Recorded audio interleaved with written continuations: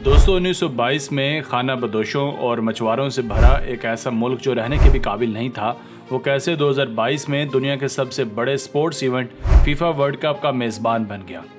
कतरियों ने ऐसी कौन सी जादू की छड़ी घुमाई कि एक उजाड़ बियाबान खित्ते को दुनिया के अमीर तीन मुल्कों की लिस्ट में ला खड़ा किया। 1922 में जहां लोग समंदरों से सिपियां निकालकर और मछलियां पकड़कर मुश्किल से 2 वक्त की रोटी पूरी करते थे, आज उस मुल्क के लोग सालाना एवरेज पाकिस्तानी 2 करोड़ पाउंड से भी ज़्यादा कमाते हैं। आज की वीडियो में इन्हीं सवालों का पोस्टमार्टम करेंगे कि कैसे कतर जीरो से हीरो बना।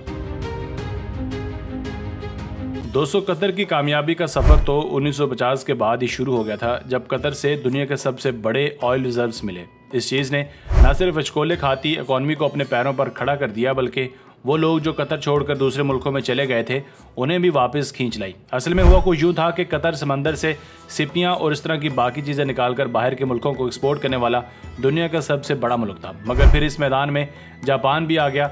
जापानियों का तो आपको पता ही है, उनके सामने कतरी नहीं टिक पाए और उनकी इकॉनमी बुरी तरह से क्रैश कर गई।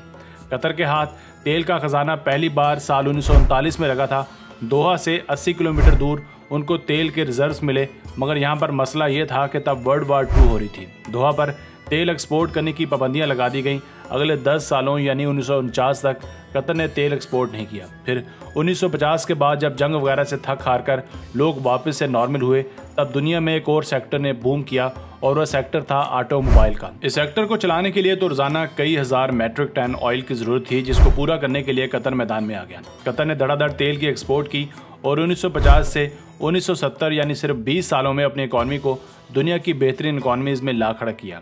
बहुत से फॉरेनर्स ने कतर में न सिर्फ इन्वेस्टमेंट्स की, बल्कि कई कंपनियां और फैक्ट्रियां भी खोली गईं।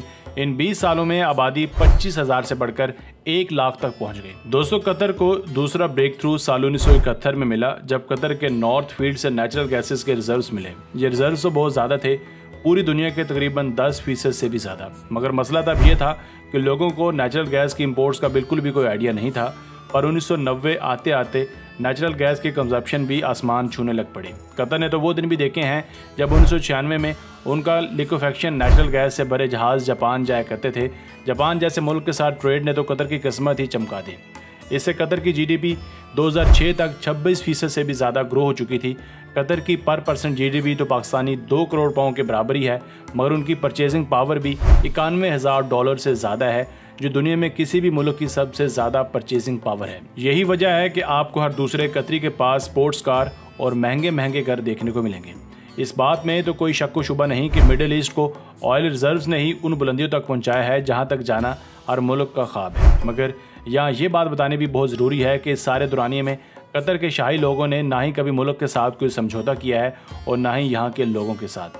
वो सिर्फ तरक्की के रास्ते पर चलते गए और आज यहाँ आन खड़े हुए।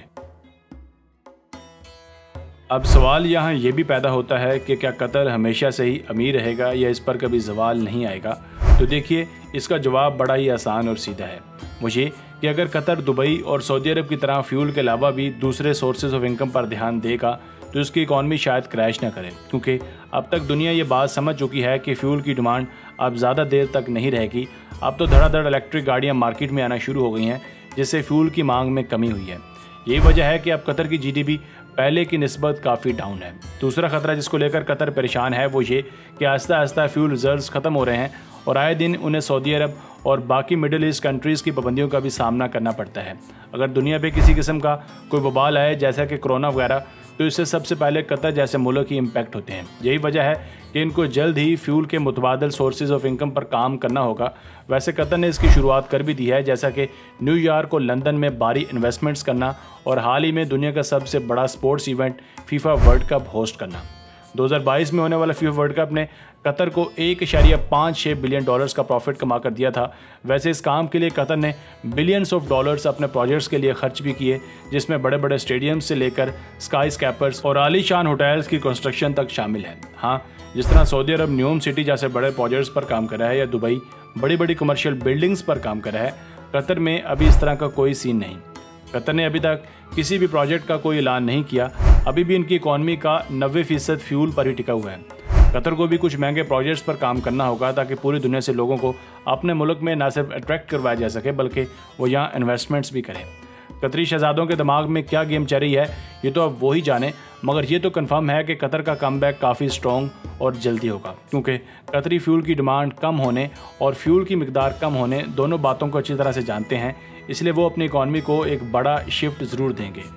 ये तो थी हमारी अपनी राय, आपकी इसके मतलब क्या राय है हमें कमेंट सेक्शन में लाजमी बताइएगा। अगर वीडियो पसंद आई हो तो प्लीज़ वीडियो को लाइक करके चैनल को भी सब्सक्राइब कर दीजिए। मिलते हैं एक नई वीडियो के साथ। Keep watching Asif Ali TV.